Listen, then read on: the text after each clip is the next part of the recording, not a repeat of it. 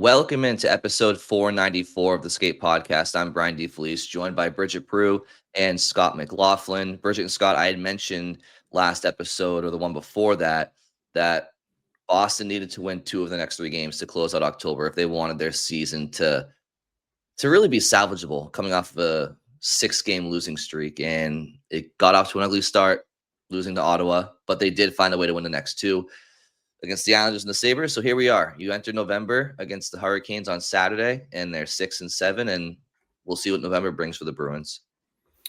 Yeah, two big wins to bounce back from, really an embarrassing loss up in Ottawa Monday night, 7-2. Come back with 5-2 win over the Islanders, and then looked like this might be another comfortable win. The way it started out for the Bruins, going up 2-0 and eventually 3-1. Sabres come back, tie, get it to overtime, and of course the Bruins win it in overtime on a goal from Marat Khusnutdinov. Big night for the Kuzi gang, for first line Kuzi. I just have to say this is a big day. This is a big day for the podcast, and I just want to take a little bit of credit for being the biggest pro Kuzi podcast out there since day one.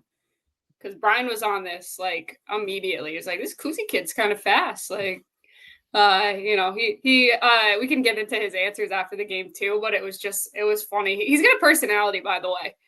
He doesn't speak much English, but his facial expressions would let you know that he's thinking of like trying to say something sarcastic, and he just doesn't know how to say it.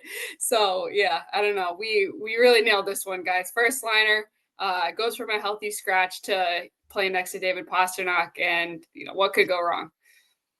Yeah, I mean, it's Halloween today, but it feels like Christmas in so many ways. So it's a big day for the Kuzi gang, and yeah, I mean, this just leads into our opening shifts, and that is mine is the overtime winner from Khusnutdinov. Yeah, I mean, it's hey, when you have the overtime winner in an every point matters situation, you're gonna get some mention. But beyond the goal, I also just like the effort he brings on that line, and his ability to hunt down pucks, and you see his speed on display, and you see it in all 3 zones too. There's been times where he's gained separation in the offensive zone. There's a play in particular against Rasmus Dahlin, I remember, in the first period, off the right face-off dot. He kind of did a spin move and went right to the net. Backhand pass to Pastrnak in the slot, but there's also neutral zone separation that he does. But ultimately, it's just, is Khusnutdinov a long-term fixture for Boston next to David Pastrnak? You don't really think so, but at the same time, it's not like this offense is littered with talent beyond their top guys. So if you find a combination of guys that works, and more importantly, if you can find guys that can play with Pastrnak, that can win battles and create space for him. I mean, teams have to be respectful of Khusnutdinov's quickness and his ability to he never stops moving. So that if you open things up for elite players in this league as a coach, you have to take some strong consideration in that. And obviously with Lindholm being down for we don't really know if it's how long it is or isn't, but obviously he was part of that line with Khusnutdinov and Pastrnak to start the game. We'll see how things shake out, but definitely a nice development to see Khusnutdinov, a young player. Again, I think he's 23 years old, that you brought in last year from Minnesota at the trade deadline in a trade for Justin Brazeau, who at the time, it was like good riddance. Like, we'll swap out a big, slow guy for a small, speedy, skilled guy. Brazeau's had a good year in Pittsburgh. We'll see how long that lasts. Yeah, also a first liner. It's like everyone won in that deal except the Wilds, because they ended up with nothing. Exactly. Because Brazeau's in Pittsburgh now. But yeah. But here's the thing, Brian. Khusnutdinov, obviously, if Lindholm is as hurt as he appeared to be, that first line is going to have to look different next game. But Khusnutdinov is also a center, so he got moved to center on that line a few shifts when once Elias Lindholm went down in the second period. So he can play wing and he can center. So maybe they bring Geekie back up and they go Geekie Khusnutdinov Pasternak, or they go Khusnutdinov Zacha Pasternak, or he could go back to being a healthy scratch, but that would be really dumb after No, they ain't gonna healthy scratch Khusnutdinov right now. I'm just saying, like, he is somebody who you can put on the first line, or he could be on your fourth line or your third line, or he could be sitting. And he's done all of that so far this season, and we're only just finishing October. So, but yeah, I mean, if Elias Lindholm didn't get hurt, I think you can make the argument that you wouldn't change anything about this lineup for the next game. But obviously, you're going to have to do something even if it's just precautionary for a game, because the way that he had to get taken off, he couldn't support his own leg. So obviously, when you see that, it's not good. So that my opening shift is about the injury to Lindholm, and he. After the game, obviously, we always ask the coach. So we asked Sturm. The coaches always pretty much have no update at that point in time. A lot of times they don't even talk to the guys. Sometimes I wonder if they're just like giving us a line, but I really do think most of the time they don't know. And so Sturm said he has to be assessed tomorrow. I didn't see the replay yet, but anytime you have to help them off the ice, it's usually not a good sign. So, and yeah, like you watch the hit, it's him and Greenway in center ice. They go knee to knee, and then he goes down in a lot of pain, so much so that the refs have to blow the whistle because I think they realized like this was a serious injury right in the moment. So even though the play wasn't dead, they blew the play dead. And he had to get helped off the ice by his teammates, goes down the tunnel, the second period, doesn't come back. So it looks like a lower body injury for him. And at this point in time, we're recording right before practice, so we're not sure exactly if there is a call up. They could use Beecher, so just put Beecher in the lineup and shift the guys that they already have, or put VL in the lineup, shift the guys that they already have. But if they go with a call up out of Providence, we can't really speak to that quite yet, but we'll see. Yeah, we're probably not going to dive too deep into potential call-ups because, as Bridget mentioned, by the time this episode gets out and people listen, you may very well know if they call someone up and who it is. And there may be an update from Sturm on Elias Lindholm after practice. But yeah, we can still talk about just the injury and kind of what the Bruins can do. If he's going to miss a little bit of time, a lot of time. Yeah, just quickly on Khusnutdinov before I get to my opening shift. Like, as you're talking, I think of Bruce Cassidy. You used to always say the NHL is a second effort league. Khusnutdinov always has it. Like, there's always a second and third effort. He never gives up on plays, and like that'll get you somewhere. And if it's used the right way, then yeah, like moving up in the lineup is you're going to get rewarded because coaches like seeing it. My opening shift is about the Bruins goaltending because these two wins, as Brian mentioned, two big ones, to close out the month and get closer to 500, have both come with Joonas Korpisalo in net. Korpisalo starting back-to-back games for the first time as a Bruin. He did not do that all of last season, even though we think there were times he probably should have. But it was interesting. Like we mentioned it on our last podcast, but coming off those two games Monday and Tuesday, there was a decision to be made because Jeremy Swayman struggled a lot on Monday in Ottawa, and Korpisalo was very good Tuesday against the Islanders. So do you go with the hot hand? Do you go with who was better last time out? Or do you say Swayman's our number one and we're going to give him a chance to bounce back? I was kind of leaning towards the latter. I thought maybe go back to Swayman, but Sturm went with the hot hand approach, goes back to Korpisalo and gets rewarded for it. Stops 37 of the 40 shots he faced. I would say several high danger shots. Honestly, like not a ton. Like definitely some. I do think there were long stretches this game where the Bruins did a pretty good job keeping Buffalo to the outside. But nonetheless, like Korpisalo, very good again and gets you the win. So now creates the question of, do you go back to him for a third straight game? Saturday afternoon against Carolina. Marco Sturm was asked about that after the game, was asked, could you see sticking with him 3, 4, 5 starts in a row? And, to start, he said, I don't know. I can't answer that right now. I got to sleep and make my decision tomorrow. He did then add, but start of the season, I would say no, just because we have so many games coming up and we have the luxury to have 2 really, really good goaltenders. So I'm not sure yet. Now, I do think there's a little bit of wiggle room there because he was asked about 3, 4, 5 straight starts. He could just be saying like, no, we wouldn't give him 4 or 5 in a row. Maybe a third straight start is a concern. I think that's going to be interesting. Something else, maybe we'll find out Friday. More likely, my guess is we find out Saturday before the game. But yeah, this has certainly become an interesting conversation. And, goalie competition is a great sports radio topic, along with a quarterback battle.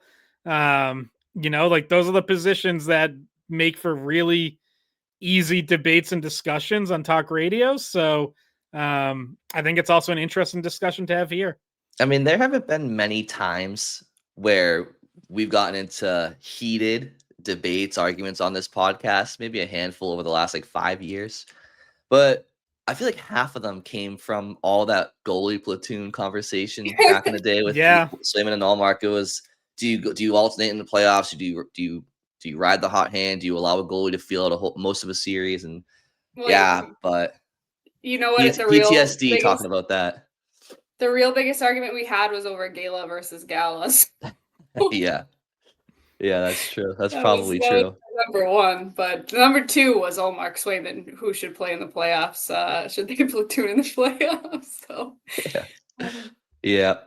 But I mean, the reason why this becomes a hot topic is because the guy who's not your highest paid goalie is the one that we're talking about getting maybe 3 starts in a row, and not the guy that you paid last year and extended to be here for a very long time.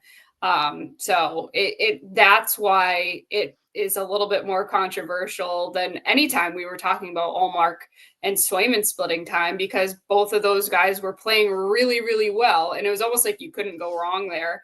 And they both were in different places in their career at that time too. Swayman was not getting paid. He was on a really good contract because he was still young, and Allmark was a good free agent signing from Buffalo that you were getting a lot out of too. So it's different now when it's Korpisalo, who you traded Allmark for, or was part of that deal, and Swayman, who is now supposed to be your number 1 guy, who hasn't, he's been better this year, and we've talked about that, but I think that Korpisalo has been making those saves in key moments and bailing out, especially on penalty kills. He's the guy who's been doing that more. You can tell. I would say that last point you made, Bridget, it's a good one. I feel like Korpisalo has had the more signature saves this season, right? I think back to the game against Chicago in the home opener, that overtime session where he had, I want to say 3, if not 4, point blank game-saving stops leading up to Fraser Minton's overtime winner. But, Korpisalo has had his moments this year of struggle as well. He didn't look great in the Anaheim game on a couple of goals. I think that prior to the win over the Islanders, he hadn't had a win in quite a while. Obviously, the team, that goes to the team in general, I suppose. But I think when you look at Swayman, he didn't have a good game against Ottawa. Nobody on the team did. They left him out to dry many times.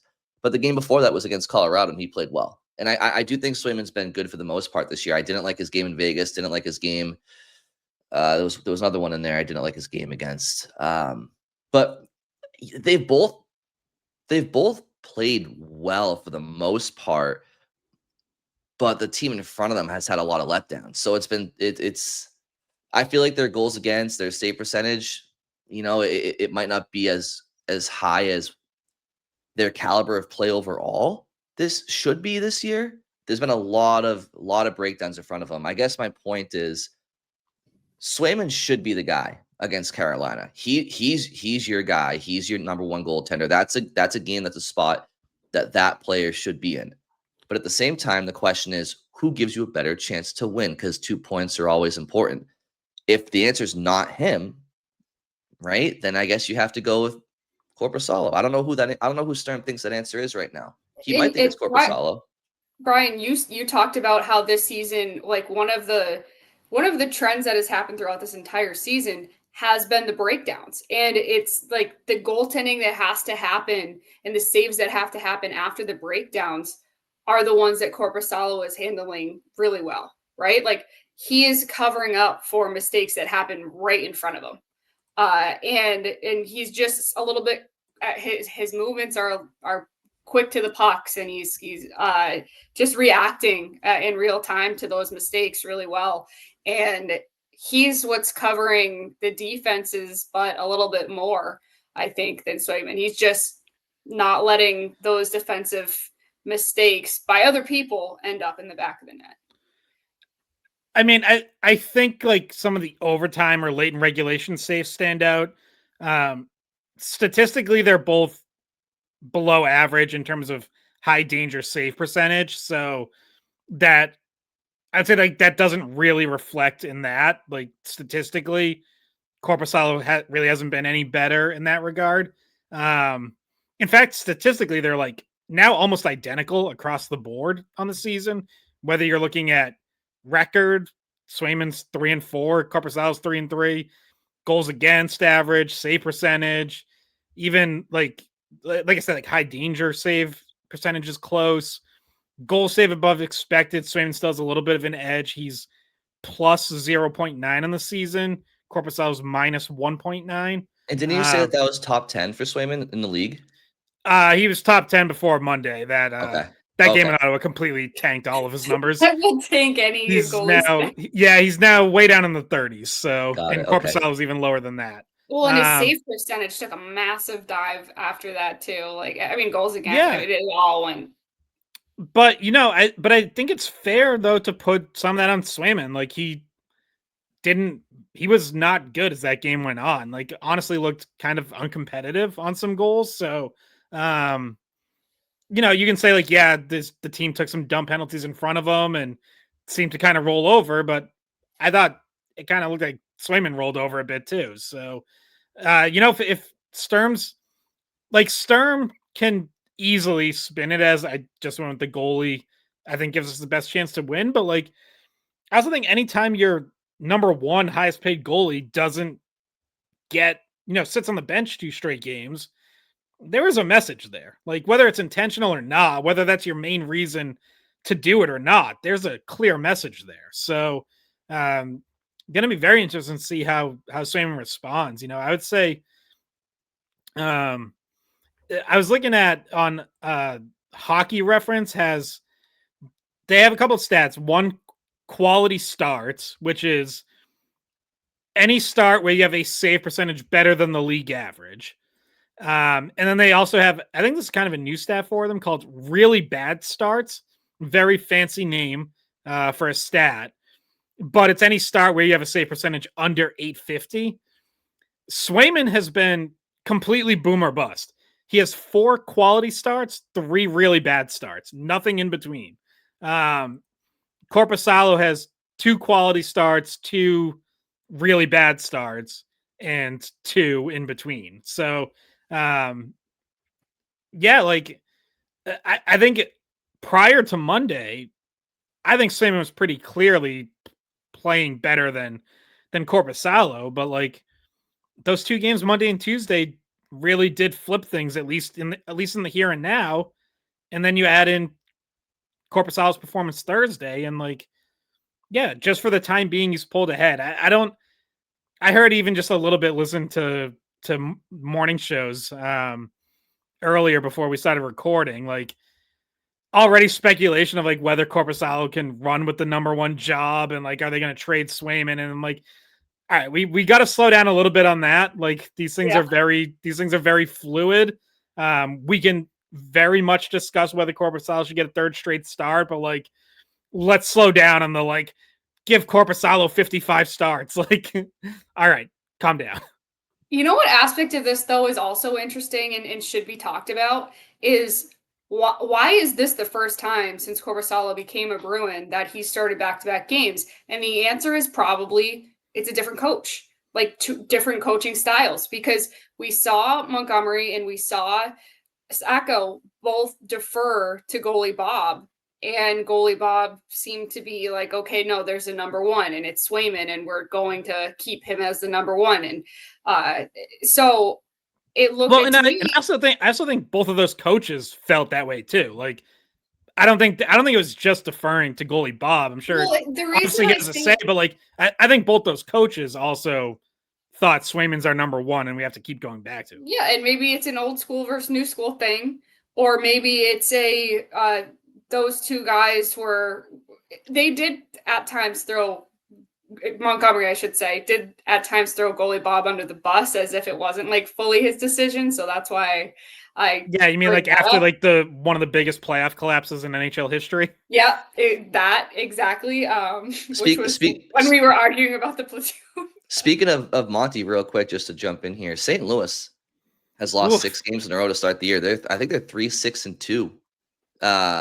They're like, and like, it's not even beyond the results. Like, they are analytically like the worst or one of the worst teams in the league. Like, there's nothing that really looks good there right now. Back-to-back slow starts for a Monty coach team. I mean, just pointing. I'm not damning him. I'm just pointing it out. Like, it's just facts. But we'll see if he can turn them around like he did last year. Yeah, and I mean, this is a difference in it. Like I said, it's a difference in coaching. It's Monty's style.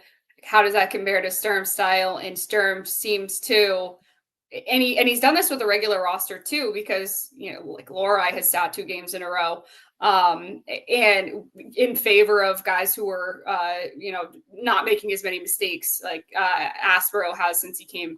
But it's like Sturm is going to reward good play a little bit more than the previous coaches in Sacco and Montgomery were. They were more going to, this is what we're doing, this was the plan. And Sacco and Sturm is just like, these guys aren't playing well, they're out. These guys are playing well, they stick. Like, reward earning spots, creating more competition, maybe lighting a fire potentially. Like, it's just a different coaching style, and you see it.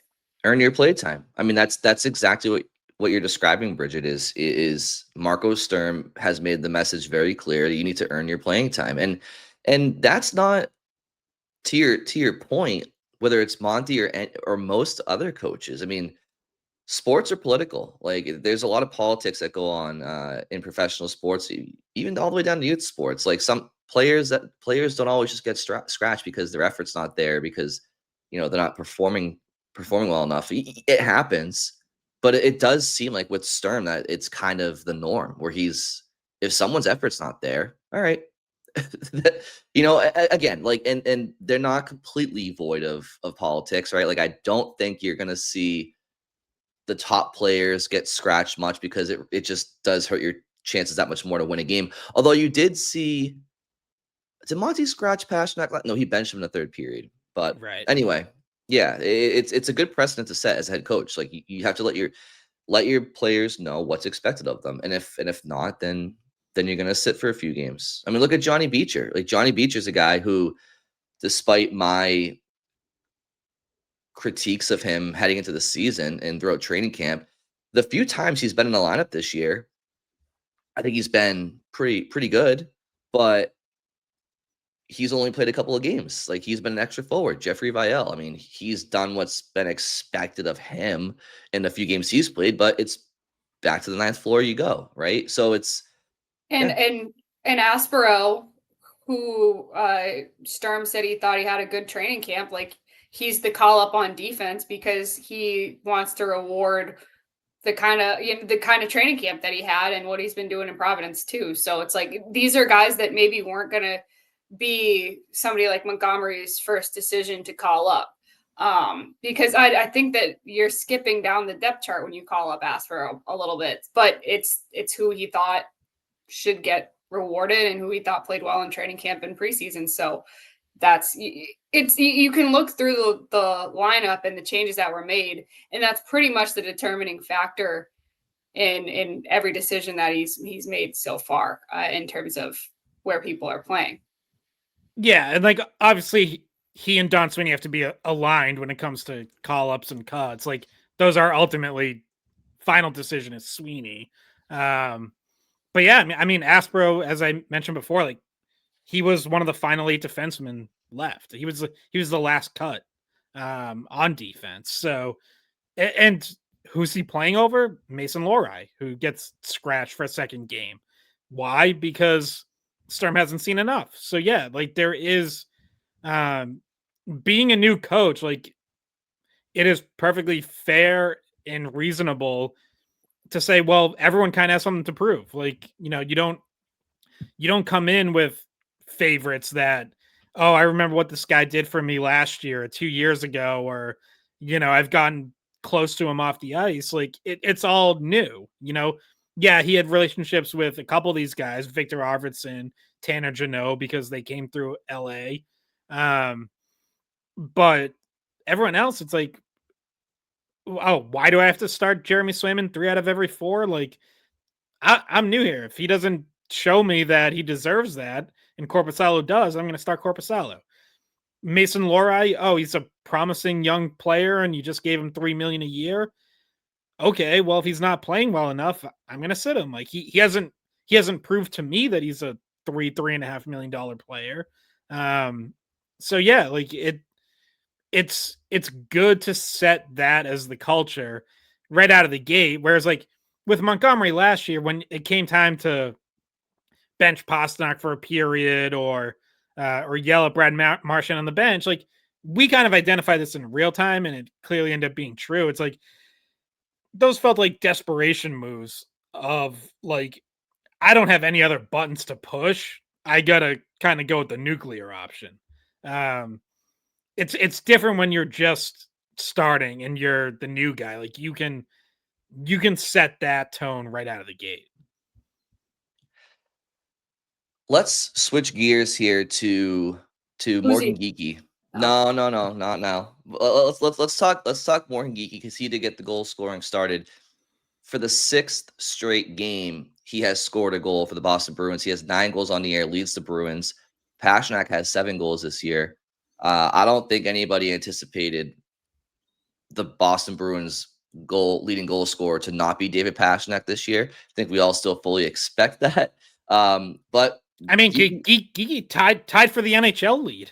Yeah, no, I know. Yeah, I think six or 7 other guys. Now it's we're not out of October. Can that be the case in March? I think we'd all be surprised if it were. But can that delta between Pastrnak and Geekie be a lot closer than we thought in goal scoring? Sure. I'm not sure what the Bruins record is for consecutive games with a goal scored. I tried looking it up. I found Phil Esposito with a 9-game goal streak and an 8-game goal streak. I think Cam Neely may have had a 7 or 8 game goal streak. I don't know if there's more information out there to find that answer for us, but at 6 games, Geekie's pretty close. Yeah, I'll give you this because the Bruins sent this out last night. Geekie's only the 6th Bruin in team history so this is a slightly different stat, but to have multiple goal streaks of at least 6 games, because he had one last year too. And the only David Pastrnak has not done it twice. The only other ones to do it are Cam Neely and Phil Esposito, both did it 3 times, and then Barry Peterson, Johnny Busick, and Ken Hodge. So back-to-back years that Geekie has had a 6-game goal streak. So I would keep that number 9 in mind for when watching Geekie these next few games. I think Phil Esposito has the record for consecutive games with a goal scored in Bruins history with at 9. Maybe somebody listening or watching can can confirm. Let me know if I'm right or wrong, but I think that I'm gonna find it in like the next 2 minutes if you talk long enough. So because now I get curious, so I'm like I gotta look it up. You're huge. You're huge. I have a subscription to a pay service that I don't think you have. So oh, what is it? I'm just curious. What's it called? Hockey References StatHead service. Now, you know what's funny, Scott, is sometimes with these advanced analytics websites, I don't even know where to begin to search something. You know what I mean? It's like these websites that have, they're all encompassing. Sometimes like the dashboards are, I don't even know where to begin with searching something like this. But maybe there's like a search bar and you can literally just search Bruins goal streak. And anyway, Bridget, your thoughts on Geekie's play? Obviously, the goal was not at 5-on-5; it was on the power play, so wasn't with his new third line. But again, just a confident finish. Yeah, I mean, and this is somebody that I didn't think that it was really as much of a demotion to the third line as you guys did. Like maybe it was more of a balance thing on top of like, just trying to get a little bit of a spark, but it ended up working out okay for two reasons, because Geekie is still continued to play well, and Khusnutdinov has looked great. But I asked coach about Geekie after the game, and him, being moved around but still being productive. And Geekie is like a professional. Like he's one of the guys that looks at the game, and like he gets mad when things happen to him too. Like if he is mad that he's not on the first line anymore, like he usually reacts in the right way with a chip on his shoulder and scoring and keeping up with his offense. So you can tell 5-on-5 it's been more difficult for him because he's playing with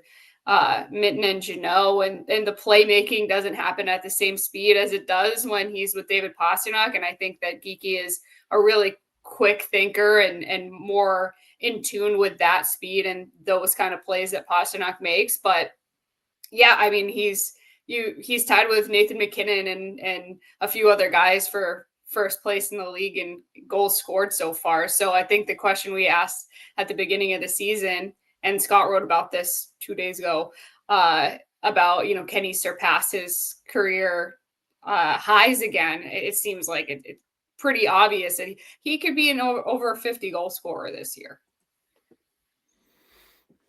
Yeah, I think like the safer discussion is like, let's see him get to 40 first. Like, I mean, look, he's for 56 or something like that. Yeah, 56 or 57. Look, who knows? Maybe I'll be wrong. Like, I don't think he's going to get to 50 just yet, but I do like, and I don't know if I would have predicted this before the season. It might have been like a bold prediction, but now I'm like, if you had to bet, does he get to 40 this year? Like, yes would be the favorite. Like that'd be like the minus money. Like, I would absolutely bet that he gets 40 at least. And he had two really good chances even before he scored, and he scores in the first period. Like you said, opened the scoring. He had almost a similar setup on the Bruins' first power play of the game, where the Sabres PK like overloaded, and he had almost the entire slot to himself, and just couldn't settle the puck. Kind of fumbled it away. And then he had a nice like power forward type of drive to the net, shielding off a defender, and Line made a good save and almost backed into the net. Like I was watching, thinking like, is he gonna back this puck over the line? But kept it out. And then Geekie gets that chance on the second power play and buries it. And like that's another thing, like another feeling you get with him is like there's certain guys that they get chances and you just like, you're like, yeah, of course he didn't bury it, and sometimes it's a confidence thing. Sometimes it's a streaky thing. But like when a guy's not kind of a pure goal scorer and they miss the net a few times, shoot it right into the goalie's breadbasket, and you're like, yeah, that makes sense, man. It'd really be nice if they were a better finisher. With Geekie, it's like if he gets that look twice and he didn't bury it the first time, you are like, you're so sure he's going to bury it the second time. Yeah, he's turning into one of those players, definitely, that as an opposition, you have to circle him before a game and say to your team, he can hurt you with one chance, right? Like you can maintain him all game, you can keep him quiet, but there are certain players where they don't, to your point, Scott, they don't need much, and that was not a certainty with Morgan Geekie. We've that opinion on him has evolved over the last calendar year. Really less than that, because we're talking last December until now, where he's just become this player where you don't really question his ability to score 30 anymore. Like he should be a 30 goal scorer all the time now. I mean, especially when you look at him becoming more of a power play forward. I don't know how much top power play time he had last year prior to the trade deadline. And you add to that, he's also kind of establishing himself as on that offside one-timer position that David Pastrnak has had this whole time. And so if you can have two guys that are capable of playing that spot with that type of release, I mean, that's a huge development. So And yeah, I mean the contract that you get him on, like you extend him this offseason, he gets 5.5 a year, and he's going to be here for 6 years. It looks like a great contract at this point. Yeah. He's scoring like one of the top players in the league, and you got him for 5.5, which you got him for less on a new deal than what Casey Middlestat has from a previous deal that you've absorbed, right? Yeah. I mean, that's Casey Middlestat signed that deal before Geekie signed his. That's you're right, Bridget. That's going to be a very, very good deal as time goes on here. It already is. Yeah. And Brian, the point about the power play too, like I think it's a huge reason that the Bruins power play looks so much better this year. Obviously scored again with that Geekie goal. Up over 22% on the season, 13th in the NHL, which like still maybe doesn't completely jump off the page, but compare that to 29th last year at 16% or whatever. Like big jump over I looked it up over the last 5 games.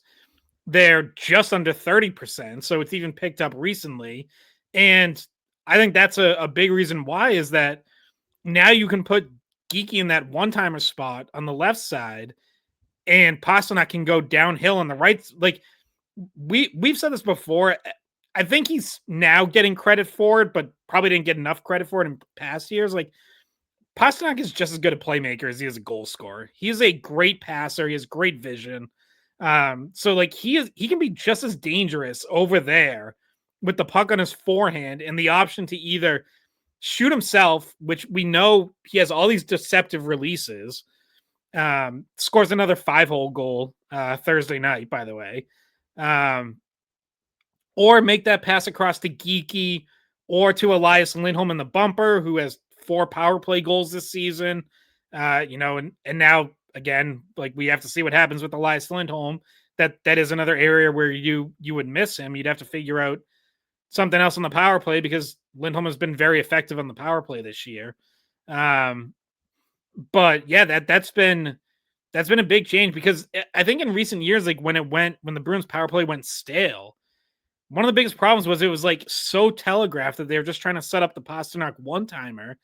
Teams are overloading, taking it away, and they just didn't really have another scoring threat anywhere else. So now you at least have 2 legit scoring threats on the ice at all times. And just quickly, actually, I'm going to give you guys some trivia. So I got up longest goal scoring streaks in Bruins history. So 3 different players have had a 9-game goal scoring streak. That is the record. So you said the one you found was which one, Brian? Esposito. Okay. Can you guys guess the other 2 Bruins who have had a 9-game goal streak? It must have been 2 of the other guys that you just mentioned in the Bruins email. So, wait, is Cam Neely one of them? Cam Neely's one. Okay. It doesn't have to be one of those people, Bridget, because that was guys who have done 6 games twice. I guess you're right. Yeah. Probably helps to be one of those guys, though, if you already know the answer. It's not Ken Hodge, is it? Nope. Okay, Although he did have an 8-game streak. Okay. 9-game goal streak. Phil Esposito, Cam Neely.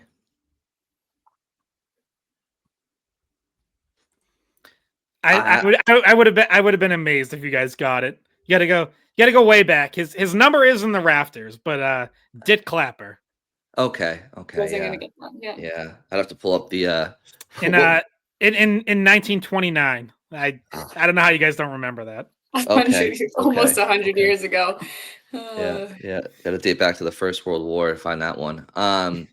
Just quickly on Pastrnak, he has 54 more career assists than he has goals. He's approaching 400 goals. I just pulled that up too. Yeah, he's 2 goals shy of 400. Yeah, and when you include the postseason, he has 63 more assists than goals. And when you're talking about a player who's on pace to be atop the list in goal scoring for a team that's been around for over 100 years, and he has more assists, that speaks to the playmaking ability Scott mentioned. That is equal to, if not better, right? Then I mean, that's not really fair because goal scoring is harder to do at the NHL level than it is to get assists, certainly secondary assists. So and you know what?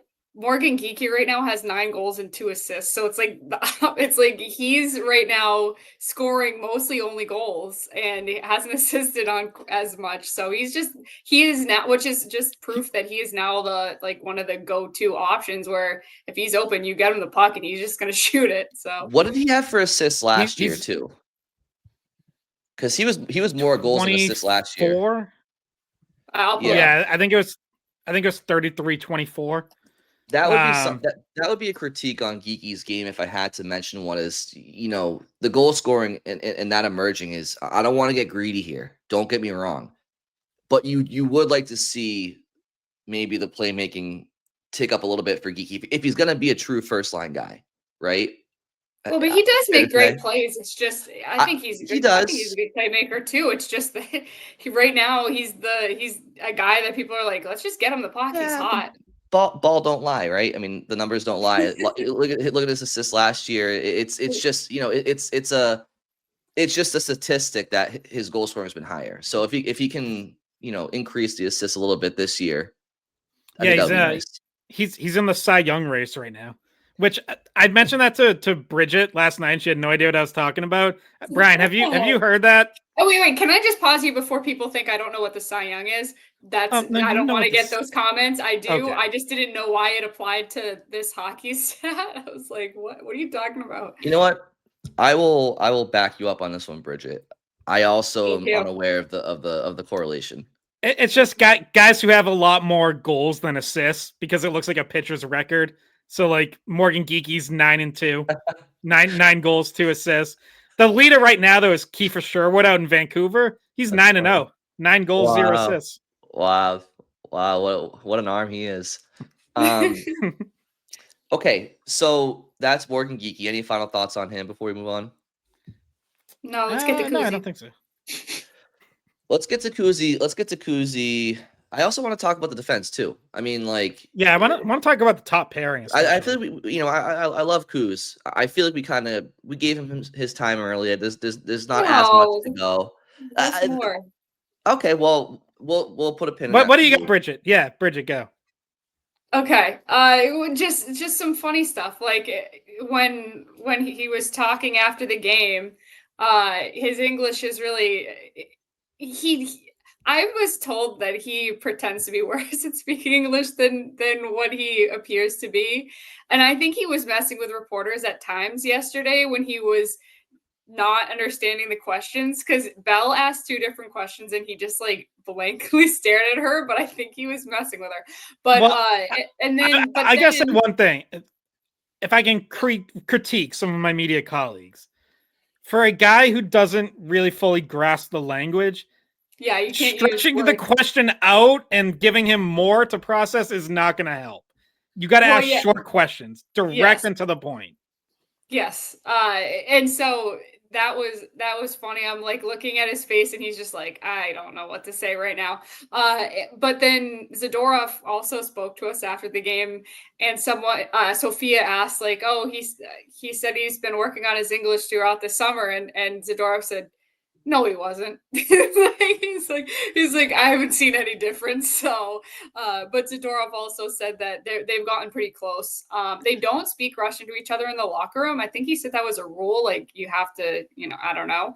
But that's been a rule for the Bruins for a long time, going back to like Chara, because the idea was like there aren't going to be any cliques in the locker room. Like, yeah it's not going to be like, oh, the huddle of Swedish guys speaking Swedish and the Czech guys speaking Czech. It's like everyone's talking to each other. So like, yeah, like on the ice, you might speak the same language, like just in quick communication. But yeah, that's kind of been a thing in the locker room for a while. Maybe Khusnutdinov's English or lack of understanding with the media maybe it has been a bit of a work. Maybe he is messing with people a little bit, but I do feel like listening to his interviews this year, he does seem to be speaking a little bit better than he did last. I remember last year when he first came over, he really had a hard time like even finding any words to respond. So if he has worked over the summer on it, I would believe that based off of interviews that I've heard. But maybe he's messing with everybody the whole time. I can't answer that part, but. Well, so he does seem to like, my favorite thing that he's ever done was when Scott was standing in front of his locker at practice earlier, like in the preseason or something, and he gave Scott the dirtiest, like jokingly dirty look that I've ever seen, and I just started laughing. He did that. He did that for a few different scrums, because like one I think was like Beecher next to him, one was Lysell, might have even been another one, but yeah, it's like, you're right. Like it's clearly him joking, but like looking annoyed that there's like media around. Yeah. He just goes, just walks back out. I think after one of them, I told him we'd talk to him next time, and he was just like, no. He's just like, I'd rather you not. But anyway, so him and the one thing I wanted to add about him and Zadorov is I guess they've gotten pretty close, and sometimes the Russian guys don't get along that well, so it's good that those two have clicked. And he said their families spend time together, and that they're going trick-or-treating today together. So he's going to be going with Zadorov's kids, and Zadorov wouldn't tell us what he was going as though. So I'm sure that will be, today is the day we'll see all of their costumes and whatnot. Well, so with the game last night getting out late, with the game tomorrow, is it a matinee tomorrow against Carolina? Yeah. 1 o'clock. The doubleheader at TD Garden, Celtics Saturday night. So they aren't going out drinking tonight for their. I wonder when their team Halloween party was, if they even had one. I mean, the game schedule didn't really allow. Haven't seen any photos of anything, so. Huh. Yeah, too compact of a schedule, I think. Well. Okay. So what did Zadorov say? He said he was gonna have Khusnutdinov hold something. Was it like his bag or something? Yeah, I think so. Yeah, his candy. Yeah, we all know Zadorov is a personality, but yeah, Khusnutdinov he's definitely a very fun, pretty funny, charismatic individual. Obviously, there's a language barrier, but you can tell that teammates love him. You see it in practice a lot too. Like he brings a lot of energy, and he's like the kind of guy who will, like, if he scores in practice, he'll like over celebrate, or like, again, jokingly like rub it in the goalie's face or something. Like he just, and I think Sturm even referenced this at one point. Like he brings a good energy. Yep. Captain in the KHL, I believe, right? Which, I bring that up because it speaks to one's leadership qualities. You're not a captain by mistake ever, right? So. And someone asked about, does this bring him confidence? This is his first goal of the season. Someone said, does this help his confidence now that he's got one? And Zadorov said, that guy does not lack confidence. He's like, he never lacks confidence. So that's probably a side of his personality that we really haven't seen yet, because we just don't really. This podcast talks about him more than probably any other podcast, but for the most part, like, he's not interviewed and people don't bring him up that much. So now we know a little bit more about him. The more you know. So let's spend some time on the defense real quick. And Scott, I think you may want to talk about the McAvoy-Zadorov pairing. Yeah, they've been really good. They've now played 3 games together in the last 4, and the Bruins have won all 3 games. And that's not a coincidence because Sturm has used Zadorov-McAvoy against other teams' top lines, and they've been good. I had a couple of numbers here in my article I posted, weei.com, Friday morning. They've now been together for 56 minutes at 5-on-5. Bruins have out-attempted opponents 53-41 in that time, so that's a 56.4% Corsi. And they've outscored them 3-1, and that includes a game against where they were on the Nathan MacKinnon line the whole game. And that one goal against was that one miscommunication they had early in that game, and they've basically been, I'm not going to say flawless because you're never flawless in hockey. Like, you make mistakes in the course of a game or a shift, but they've been very good since then. In these last 2 games especially, I think they've been really good. I think these have been, pretty easily Charlie McAvoy's 2 best games of the season. And I don't think that's a coincidence that it's come with Zadorov, who I think has been rock solid all season. I said it before, but he's been their best defenseman. And I just think we covered it. Like, it wasn't all on Mason Lohrei. Charlie McAvoy was making mistakes too. That was real. You can't, excuse him from that. But I think having a more reliable partner next to him makes a big difference. And I think you're seeing McAvoy play more under control, more poised, more confident. He's making more plays with the puck on his stick. And I think you can do that when you trust that your partner is doing his job and you don't have to worry about, okay, let me make sure I don't take this chance because he might not cover for me, and let me make sure I'm ready to help if he makes a mistake. Like, if you don't have to think about that stuff, you just play a lot more free. Well, what's the Corsi when Laura McAvoy? I don't have that up because I didn't write about it. I can look that up. I just figured it was going to be a really stark difference between the Corsi that you just gave with Zadorov and him. So,